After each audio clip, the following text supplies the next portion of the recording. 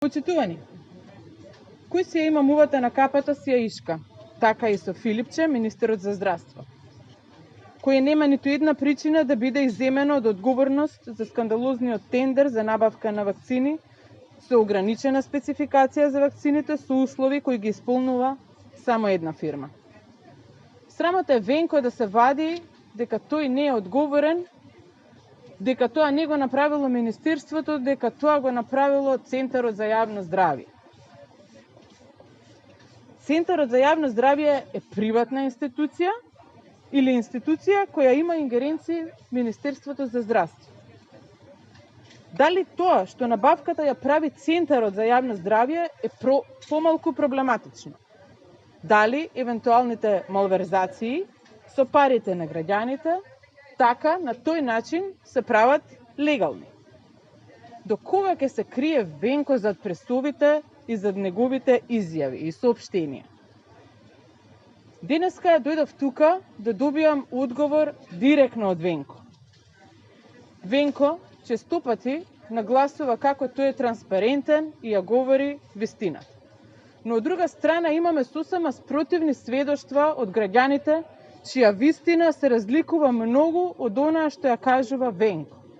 Затоа дојдов денеска тука пред Министерството да оставам податоци, да поберам прием кај министерот, како би можеле да поразговараме за многу теми, и тоа не само ние, туку отворено пред камерите, пред очите на целокупната македонска јавност, да видиме кој од овие кажувања е вистината. Дали е вистината она што го кажува министерот Венко, или вистината се трагичните сведоштва и хаосот со кој што граѓаните го опишуваат здравствениот систем. Да видиме зошто нивната вистина се разликува многу од вистината на Венко. Се поставуваат прашањата: зошто толку доцнат вакцините за седомски грип? После примена вакцина потребни се 5 до 6 недели да се стекне, да се развие имунитет.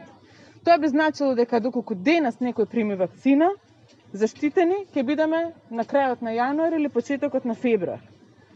Зошто се случува пациенти да примаат инфузија во дворовите на болниците, или пак пациенти кои што примаат некаква терапија да лежат до веќе починати лица? До кога народот ќе чека и по неколку дена за да закаже ковид тест, а уште толку денови за да го добие резултатот од тестот? До кога народот ќе собира донации за лекување во приватните болници и зошто истите услови кои што ги имаат приватните болници не можат да бидат и услови во државното здравство за кое што цел живот плаќаме осигурување? Каде се протоколите за лекување? Зошто се уште ги нема? Кој е планот на министерот за кадарот кој е изморен и кој недостасува? Како тој се грижи за нив? Ги слушна ли министерот проблемите на матичните лекари? Ги повика ли? Разговараше со нив? Се видели со стоматолозите, со хронично болните, со специјализантите? За кого тој се погрижи во овој период? Зошто нема поделба на ковид болници и чисти болници, каде нема да има мешање на пациентите кои што се лечат од ковид и кои што имаат потреба за некоја друга здравствена интервенција? Знае ли министерот Венко колку пари луѓето плаќаат за дополнителни лабораториски анализи како ЦРП, дедимери, рентген и така натаму и така натаму? Дали министерот Венко направи анализа на ефектите од мерките и што вели таа? Зошто не ја презентираше на јавност? Кој ќе сноси одговорност за високиот број починати? Зошто ние сме предводници во регионот за истото? Ова се само дел од прашањата кои што сакаме да ги поразговараме со министерот за здравство Венко Филипче пред очите на јавност. Не зад камерите или да се крие зад неговиот пиар. Пред очите на јавноста еден состанок кој што ќе ни овозможи да ги расчистиме овие дилеми, да ни ги добиеме одговори на овие прашања, како би можела целокупната јавност да знае вистината. Благодарам.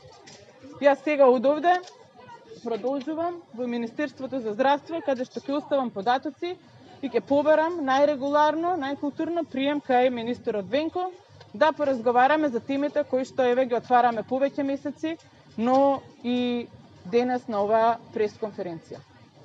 Благодарам.